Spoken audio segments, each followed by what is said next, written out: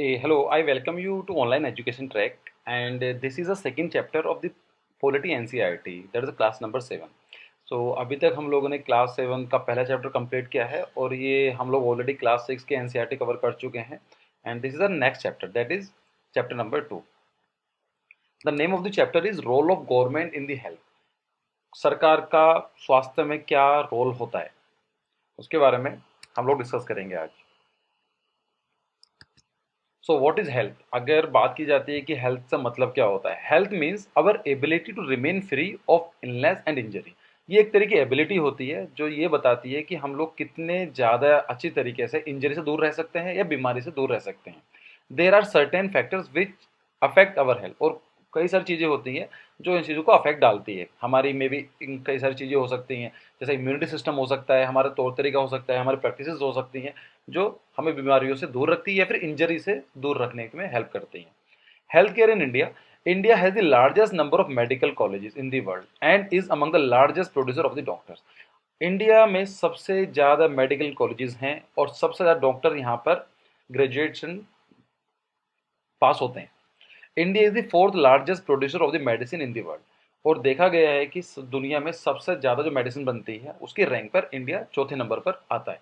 Most doctor settle in urban area which while people in rural areas have to travel long distance of medical facilities. ये देखने को मिलता है अगर हमारी बात की है 30% एंड 70%.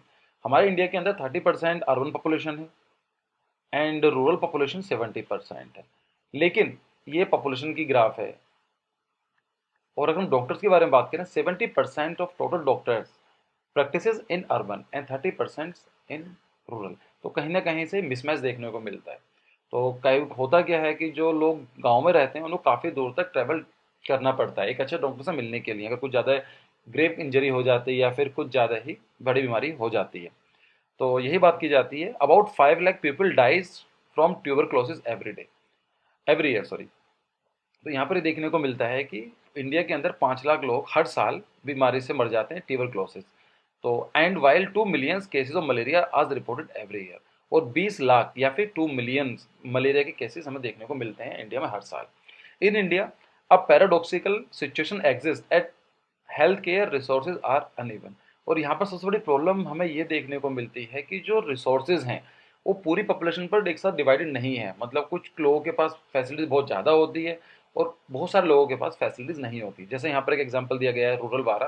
तो जो अर्बन लोग हैं उनके पास पैसे की कमी नहीं होती है एक तरह से देखा गया है. डॉक्टर अच्छे खासे अवेलेबल हैं, मेडिकल फैसिलिटीज अवेलेबल हैं. लेकिन रूरल एरियाज के अंदर 70% पॉपुलेशन रहती है एंड 30% लोग ही सर्व करते हैं. तो यहाँ पर हमें देखने को मिलता है कि जो हेल्थ केयर सर्विसेज हैं या रिसोर्सेज हैं वो अनइवनली डिस्ट्रीब्यूटेड हैं. फिर यहाँ पर बात की जाती है private and public health care की. Health care is divided into 2 categories. हम लोग हेल्थ केयर को 2 पार्ट में डिवाइड कर सकते हैं. पहला हो जाता है public health care and second is the private health care. Public and private जैसा नाम से क्लियर हो रहा है, public health care is a chain of the health centres and hospital run by the government. ये एक तरह से चेन है जहाँ पर डिफरेंट हॉस्पिटल्स रहते हैं, एक दूसरे से कनेक्टेड रहते हैं और इस सरकार के द्वारा चलाए जाते हैं. Run by the government. Government को फंडिंग करती है, गवर्नमेंट फैसिलिटी प्रोवाइड करती है. One important aspect of public health is that it is meant to provide quality healthcare services, either free or at a low cost, so that even the poor can seek treatment. और उसके अंदर सबसे बड़ी जो बात होती है quality होती है गवर्नमेंट रन की, या तो फ्री में सर्विसेज देते हैं या फिर एक नॉमिनल चार्ज बहुत ही सस्ते से चार्ज में वो जो प्रॉब्लम होती है डॉक्टर से जो भी बीमारियां होती हैं कोई भी मेडिकल फैसिलिटी देने की बात करते हैं. इसलिए सो दैट कि एक पुअर जो एक गरीब इंसान है वो भी उसके साथ उसको भी ट्रीटमेंट के लिए जा सके. It is available in both the rural and the urban areas. और जो गवर्नमेंट हॉस्पिटल रन जो होते हैं इस ग्रामीण क्षेत्रों में भी होते हैं और शहरी क्षेत्रों में देखने को मिलते हैं. On the other hand private health services are not owned और कंट्रोल बाय द गवर्नमेंट. जो प्राइवेट हॉस्पिटल्स होते हैं उस पर राज्य सरकार या केंद्र सरकार का कोई भी कंट्रोल नहीं होता है. नॉर्मली पीपल हैव टू पे a lot of money for every services that they use. और वहाँ पर देखा गया है कि ज़्यादातर महंगे सर्विसेज प्रोवाइड की जाती है. मतलब अगर हम गवर्नमेंट सपोज कीजिए अगर ब्लड टेस्ट कराना है तो गवर्नमेंट में जाएंगे तो वो सस्ते में हो जाएगा, फ्री में हो जाएगा. लेकिन सेम सर्विसेज अगर प्राइवेट हॉस्पिटल में जाकर अवेल करते हैं तो उसके लिए काफ़ी ज़्यादा चार्ज देने पड़ते हैं. क्यों? क्योंकि प्राइवेट जो कॉलेज जो हॉस्पिटल्स होते हैं उनका एक ही मोटिव होता है प्रॉफिट, जबकि सरकारी जो हॉस्पिटल्स हैं उनका मोटिव होता है कि एक हेल्थ सर्विसेज प्रोवाइड की जाए जो गरीब लोग हैं उनके लिए भी। तो सोशल कॉज ज़्यादा बड़ा होता है गवर्नमेंट में, और प्राइवेट के अंदर बिजनेस फैक्टर ज़्यादा डोमिनेट करता है। So healthcare and equality. So in India, private health services are increasing, but public health services are not. यहाँ देखने को मिलता है आप इंडिया के अंदर कि प्राइवेट हॉस्पिटल्स बहुत ज़्यादा बनाए जा रहे हैं, private hospitals are coming in the market, लेकिन जो सरकारी हॉस्पिटल्स हैं उनको इतने ज़्यादा ग्रोथ देखने को हमें अभी तक नहीं मिली है। As the cost of this private services are high, many people can not afford this. और जो प्राइवेट हॉस्पिटल्स होते हैं वो बहुत ज़्यादा चार्ज करते हैं बेसिक सर्विसेज के लिए। उनके आम तौर पर ये देखा गया है कि जो सरकारी अस्पताल होते हैं उनसे बहुत ज़्यादा महंगा होता है। तो इससे क्या देखने को मिलता है कि इंडिया की मेजोरिटी ऑफ द पॉपुलेशन, बहुत सारे लोग हैं जो उन सर्विसों को अफोर्ड नहीं कर पाते हैं। Private services sometime encourage private practices which is unethical. और यहाँ पर क्या होता है, जो प्राइवेट हॉस्पिटल्स होते हैं तो बिजनेस ओरिएंटेड माइंड होता है, तो यहाँ पर देखने को मिलता है कि वो अनएथिकल प्रैक्टिसेस भी करते हैं। जैसे फॉर एग्जांपल आपको डॉक्टर ने ऐसी मेडिसिन दे दी हैं जो बहुत महंगी हैं, उसका चीप वर्जन भी अवेलेबल है लेकिन वो रिकमेंड नहीं करते हैं क्योंकि उन कमीशन जाता है। या फिर देखने को मिलता है कि बहुत सारे जो टेस्ट होते हैं जो इतने ज़रूरी नहीं है वो फिर भी प्रिस्क्राइब कर दिए जाते हैं। तो अनएथिकल प्रैक्टिसेस को भी देखने को मिलता है। या फिर फीमेल फोर्टिसाइड या फिर सेक्स सिलेक्शन के केसेस भी देखने को मिलते हैं। Barely 20% of Indian population can afford medicines that they require during an illness। और जो प्राइवेट हॉस्पिटल्स जो मेडिसिन लिख कर देते हैं वो देखा गया है कि 20% इंडिया की पॉपुलेशन नहीं अफोर्ड कर पाती। देखो होता क्या है, सपोज ये मेडिसिन, तो ये मेडिसिन किसी अच्छी कंपनी की है, तो इसकी जो कॉस्ट होगी सपोज 100 रुपये है। तो प्राइवेट जेनरिक मेडिसिन में क्या होता है कि जो उसमें सोल्ट लगे हैं, जो सामान जो मेडिसिन यूज होंगे उसको एक हल्की सी मेडिसिन बनाई दी जाती है जो देखने के अंदर सोल्ट स्ट्रक्चर में बिल्कुल सेम होती है, लेकिन उसको कोई ब्रांड नेम नहीं होता है। तो ये बहुत सस्ती होती है, मे बी 5 रुपीज़ 10 रुपीज़। तो यहाँ पर देखने को मिलता है कि जो कुछ प्राइवेट हॉस्पिटल वाले या फिर कुछ डॉक्टर्स होते हैं वो इस मेडिसिन को प्रिस्क्राइब करते हैं, जबकि इसका काम ये वाली मेडिसिन भी कर सकती है। इसमें ब्रांड नेम होता है और कुछ कमीशन डॉक्टर्स को या हॉस्पिटल को जाता है। तो जो ये मेडिसिन महंगी वाली है अफोर्ड बहुत ही कम लोग कर पाते हैं। It is the responsibility of the government to provide quality health care services to all citizen. और यह एक सरकार की जिम्मेदारी बनती है कि एक अच्छी quality medical health services provide की जाए टू एवरी सिटीजन। किसके लिए स्पेसिफिकली, जो लोग गरीब हैं या डिसएडवांटेज हैं, जिनके पास पैसे नहीं है, या फिर जो वल्नरेबल सोसाइटीज में आते हैं। In 1996 Kerala decentralize its health budget at Panchayati Raj level to ensure effective planning health planning. तो केरला में क्या हुआ, 1996 के अंदर केरला ने अपने सारे की सारी पावर पंचायती राज्यों को दे दी गई कि आप अपने एरिया में जाकर बताइए कैसा सर्विसेज, कैसे पैसे फंडिंग यूज की जाएगी और कैसे आप एक गरीब इंसान के लिए मेडिकल फैसिलिटी इंश्योर करा सकते हैं। तो देखो ये होता है डिसेंट्रलाइजेशन ऑफ प्लानिंग। इसमें क्या होता है, सेंट्रलाइजेशन का मतलब होता है केंद्र सरकार डिसीजन ले रही है हर एक चीज़ों के लिए। तो जैसा हमें लॉकडाउन में देखने को मिला है पहले कि केंद्र सरकार ही बता रही थी कि ऑरेंज जोन कौन से होंगे, ग्रीन जोन कौन से होंगे। तो केंद्र सरकार जो सेंटर में बैठी हुई है उसको इतनी जानकारी नहीं होती है ग्राउंड लेवल पर क्या करना है या क्या किया जा सकता है। तो डिसेंट्रलाइजेशन उसका एकदम उल्टा होता है। डिसेंट्रलाइजेशन के अंदर होता है कि सबसे लोवेस्ट जो होती है टर्म, फॉर एग्जाम्पल राज्य सरकार पावर दे दी जाती है कि आप डिसाइड करो, फिर राज्य सरकारें एक जो लोअर ग्राउंड होता है जैसे पंचायत हो गए, म्यूनसिपैलिटीज हो गया, उन लोग पावर दे देते हैं कि आप डिसाइड करो। तो it is decentralization form of the government. तो ये मेडिकल फैसिलिटीज में काफी कुछ ज्यादा देखने को मिलता है क्योंकि मेडिकल के अंदर पूरा इंडिया है, बहुत डिफरेंट डाइवर्सिटी है। तो वहाँ पर सबकी अलग अलग रिक्वायरमेंट होती है, कुछ कुछ अलग से, कहीं पर मलेरिया ज़्यादा होता है, कहीं पर मे बी गर्मी की वजह से प्रॉब्लम हो सकती है। तो इट इज़ बेटर कि जो सर्विसेज हैं, जो प्लानिंग है, फॉर्मुलेशन है, वो डिवैल्यूड कर दिया जाए। यहाँ पर केरला एग्जांपल दिया जाता है, एक दिया था Costa Rica. Costa Rica Latin America में एक कंट्री है। तो वहां पर भी देखा जाता है कि the best example of health care come from the Costa Rica where the government provide for the adequate health care to the people. तो वहां पर भी देखा गया है कि अच्छी सर्विसेज प्रोवाइड की जा रही हैं। In democratic country, it is expected to the people that government work for their welfare through the provision of education, health, employment। और डेमोक्रेसी के अंदर ये एक्सपेक्ट किया जाता है सरकार से कि वे एजुकेशन में, हेल्थ में और एम्प्लॉयमेंट में हेल्प करें। Health is a vital aspect because only healthy people can prove themselves so resourceful. और हेल्थ बहुत बड़ा इंपॉर्टेंट फैक्टर हो जाता है। आप भी देखते हैं अगर आपकी हेल्थ अच्छी नहीं होगी, आप पढ़ाई अच्छी नहीं कर सकते हैं, तो रिसोर्स वेस्ट हो जाते हैं। Health means our ability to maintain free of illness and injury. In broader sense health means something more than this. और हेल्थ का मतलब सिर्फ ये नहीं है कि आपका शरीर ही इतना अच्छा मजबूत होना चाहिए, नहीं।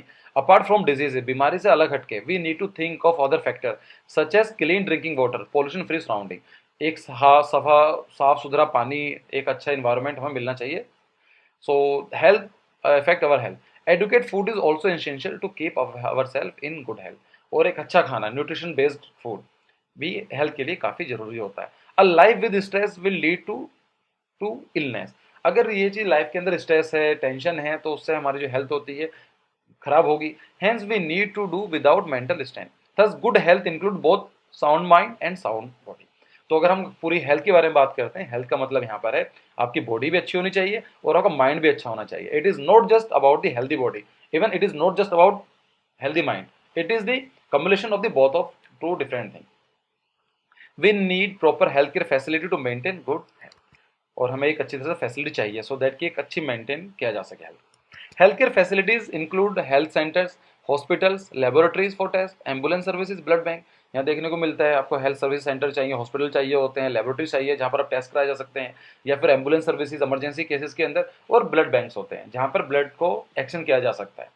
इन order to run such facilities we need health workers. और इनको चलाने के लिए हमें हेल्थ वर्कर्स चाहिए होते हैं, नर्सेज चाहिए होती हैं, क्वालिफाइड डॉक्टर्स चाहिए होते हैं। We also need medicine and equipments. और हमें उसके लिए मेडिसिन भी चाहिए होती है, इक्विपमेंट्स भी चाहिए होते हैं।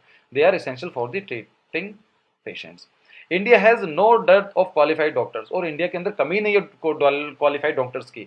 There are a large number of clinics and hospital too. और बहुत सारे क्लिनिक्स हैं, हॉस्पिटल हैं इंडिया के अंदर, कमी नहीं है। Perhaps there are large number of medical tourist coming to our country for the treatment as a reasonable cost. और यहाँ देखने को मिलता है कि बहुत सारे इंडिया के लोग नहीं, बाहर के लोग भी इंडिया में आते हैं और अपनी मेडिकल की जो प्रॉब्लम होती है उनको ठीक करते हैं। इसको बोला जाता है मेडिकल टूरिज्म। और India is actually facing boom in medical tourism. क्यों? हमारे यहाँ पर अच्छी क्वालिटी के हॉस्पिटल्स हैं, सस्ते में अच्छी क्वालिफाइड डॉक्टर्स आपको सर्विस प्रोवाइड कर देते हैं। अगर हम देखा जाए यूएसए से कंपेयर किया जाए तो यूएसए के अंदर और इंडिया में 10 गुने का फर्क है। अगर इंडिया इंडिया के अंदर सपोज 10 रुपीज़ में काम हो रहा है तो यूएसए के अंदर वो वही काम सेम सर्विसेज 100 रुपीज़ में होगी। So the people prefer coming to India for the medical facilities. India is the fourth largest number of the medicine in the world and it is also large exporter of the medicine. और India चौथे नंबर पर आता है medicine produce करने में, और अच्छा खासा हम एक्सपोर्ट भी करते हैं। Despite all this health situation is our country is very poor. और इन सब चीज़ों होने के बाद भी हमारे इंडिया के अंदर मेडिकल फैसिलिटीज इतनी अच्छी नहीं है, पुअर है। The reason is that the government fail to make necessary health care available to all. और इसके पीछे रीजन दिया जाता है कि जो सरकार है वो कहीं ना कहीं फेल हुई है कि जो मेडिकल हेल्थ केयर सर्विसेज हैं सबको प्रोवाइड करने में। तो यहाँ पर देखने को मिलता है कि जो विलेज लेवल होता है, डिस्ट्रिक्ट लेवल होता है, बिग सिटीज होता है। तो विलेज लेवल के अंदर there are health centres which there where there is usually a nurse and a village health workers they deal with common illness. तो जो गांव लेवल पर एक हेल्थ सेंटर होता है जहाँ पर नर्स होती है, एक हेल्थ वर्कर होता है जो बेसिक बीमारियों को डील करता है। डिस्ट्रिक्ट लेवल पर डिस्ट्रिक्ट हॉस्पिटल बनाया जाता है जो हेल्थ जो डिस्ट्रिक्ट लेवल की जो हेल्थ सर्विसेज है उनको सुपरवाइज करता है। और जो बिग सिटीज होते हैं वहाँ पर गवर्नमेंट हॉस्पिटल्स होते हैं। Under the public health system equally health service care services are provided either free of or low cost so that even poor can seek treatment. और जो सरकारी चीज़ें होती हैं, पब्लिक हेल्थ सिस्टम होता है, वहाँ पर बहुत ही नॉमिनल चार्ज या फिर फ्री में सर्विसेज प्रोवाइड की जाती हैं जिससे गरीब आदमी भी उनको कर सके। तो प्राइमरी हेल्थ केयर के अंदर क्या क्या इंक्लूड होता है? हेल्थ ऑफिसर्स होते हैं, मिडवाइफ्स होती हैं ड्यूरिंग प्रेगनेंसी, और रजिस्टर्ड नर्सेज होती हैं, कम्युनिटी फार्मासिस्ट्स होते हैं जो मेडिसिन आपको देते हैं, सोशल वर्कर्स होते हैं, हेल्थ प्रमोटर्स होते हैं, और फैमिली फिजिशियंस होते हैं। Under this system, the action is also taken to prevent the spread of diseases like TB, malaria, जुडेनेस, कॉलरा, डायरिया, चिकनगुनिया। तो यहाँ पर जो सिस्टम है फिर प्राइमरी हेल्थ केयर सिस्टम या फिर हेल्थ केयर सिस्टम का, उसका काम ये भी होता है कि जो बीमारी है उनको फैलने से रोका जाए, जैसा टीबी हो गया, मलेरिया हो गया, डेंगू हो गया, chikungunya. A wide range of private health facilities exist in our country. और यहाँ पर देखने को मिलता है कि बहुत ज़्यादा प्राइवेट हेल्थ फैसिलिटीज इंडिया के अंदर हैं। A large number of doctor run their own practice clinic. और बहुत सारे डॉक्टर हैं जो अपने ही नाम से क्लिनिक चलाते हैं। In the rural area registered medical practitioners are found whereas in the urban area large number of doctors can be seen. गाँव में जाके हमें देखने को मिलता है रजिस्टर्ड मेडिकल प्रैक्टिशनर्स, और शहरों के अंदर तो डॉक्टर होते ही हैं। In our country, private services are increasing, but public services are not. As the private services are run for profit, the cost of these services is rather high.